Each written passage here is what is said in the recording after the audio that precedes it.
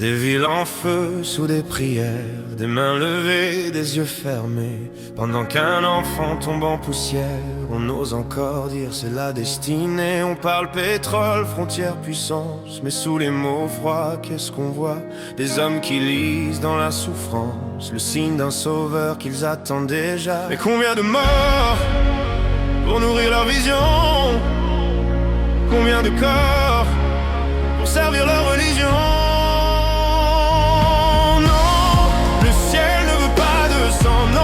L'amour n'attend pas les bombes, on n'entre pas dans un nouveau temps en marchant sur les morts qui tombent. Si Dieu existe dans le cœur vivant, il pleure quand la haine résonne. La paix commence ici maintenant, quand un humain dit non puis pardonne.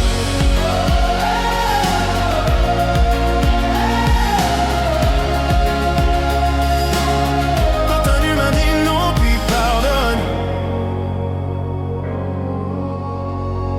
Certains veulent l'orage final, le grand combat, la fin des jours.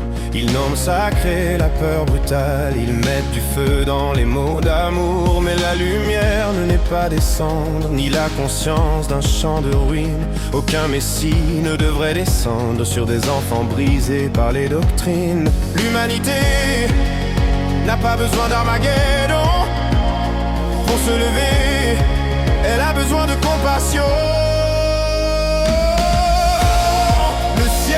Pas de sang, non, l'amour n'attend pas les bombes. On n'entre pas dans un nouveau temps en marchant sur les morts qui tombent. Si Dieu existe dans le cœur vivant, il pleure quand la haine résonne. La paix commence ici maintenant, quand un humain dit non puis pardonne.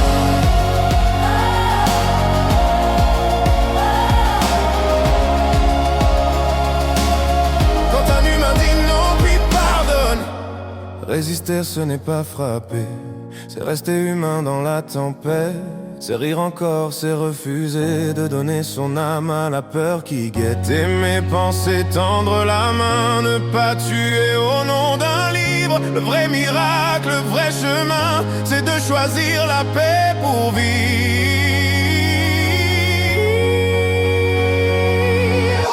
Pas de sauveur dans les incendies, pas de vérité dans la terreur. Le monde changera par nos vies, par notre conscience, par notre cœur. Pas de sauveur dans les